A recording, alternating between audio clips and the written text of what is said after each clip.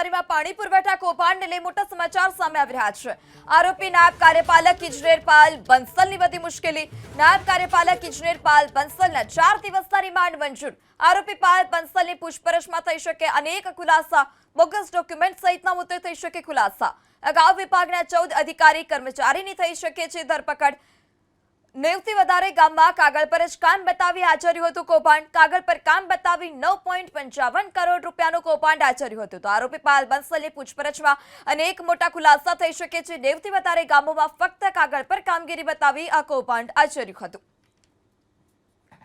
નવસારી જિલ્લામાં જે પ્રમાણે પાણી પુરવઠા કૌભાંડ થયું હતું, જેમાં પાયલ બંસલ છે તેની ધરપકડ સીઆઈડી દ્વારા કરવામાં આવી છે। તસવીરો તમે જોઈ શકો છો। પાયલ બંસલને સુરત કોર્ટમાં રજૂ કરવામાં આવ્યા હતા, જેમાં નામદાર કોર્ટ સમક્ષ 10 દિવસના રિમાન્ડની માંગણી કરવામાં આવી હતી। જ્યારે નામદાર કોર્ટે કુલ 4 દિવસના રિમાન્ડ મંજૂર કર્યા છે। જે પ્રમાણે 9 કરોડથી વધુની રકમ છે એને લઈને કૌભાંડની વાત છે, આરોપ મૂકવામાં આવ્યો છે। પાયલ બંસલ છે નાયબ કાર્યપાલક ઇજનેર છે અને તેઓ મુખ્ય જે ભૂમિકા છે ભજવી છે એ પ્રમાણેનો આરોપ છે લગાવવામાં આવ્યો હતો। ત્યારે સમગ્ર મામલા બાબતે અત્યાર સુધીમાં કુલ 17 જેટલા આરોપીઓની ધરપકડ થઈ ચૂકી છે।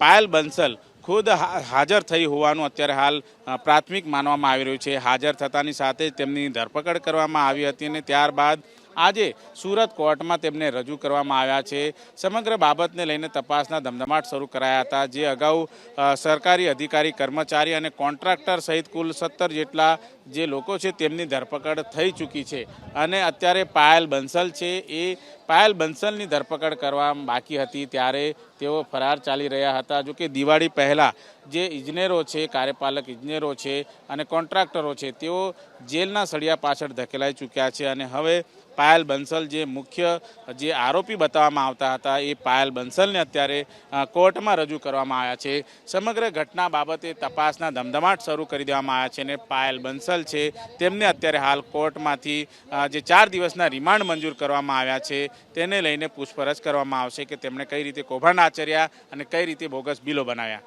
કેમેરામેન રાકેશ પાનવાલા સાથે ધનરાજ બાગલે, એબીપી અસ્મિતા, સુરત। એ તો સીઆઈડી ક્રાઇમમાં જે બિલ્લીમોરા ખાતે જે પાણી પુરવઠા કચેરી જે આવેલી તો તેમાં જે 161 જેટલા જે કામો કે જે પેપર પર ન થયેલા હતા તેમ છતાં એ કામો બતાવીને જે ઉચાપત કરવામાં આવેલી હતી, જે સમથિંગ 9 કરોડ જેટલી અંદાજિત રકમની ઉચાપત બતાવવામાં આવેલી હતી, તેમાં 16/7/2024ના રોજ એમાં ગુનો દાખલ કરવામાં આવેલો। અગાઉ કેટલાક આરોપીઓની ધરપકડ કરવામાં આવેલી હતી। એમાં જે તે સમયના કાર્યપાલક ઇજનેર પાયલબેન બંસલનું પણ આરોપી તરીકે નામ દર્શાવવામાં આવેલું અને એમને એ ગઈકાલના રોજ એ પોતે સીઆઈડી ક્રાઇમ સમક્ષ હાજર થતાં તપાસ કરનાર અધિકારી કેપ્ટન સાહેબે એમની ધરપકડ કરી અને આજ રોજ નામદા કોર્ટ સમક્ષ એમને રજૂ કરીને દિન 10ની પોલીસ કસ્ટડીની માંગણી કરવામાં આવેલી।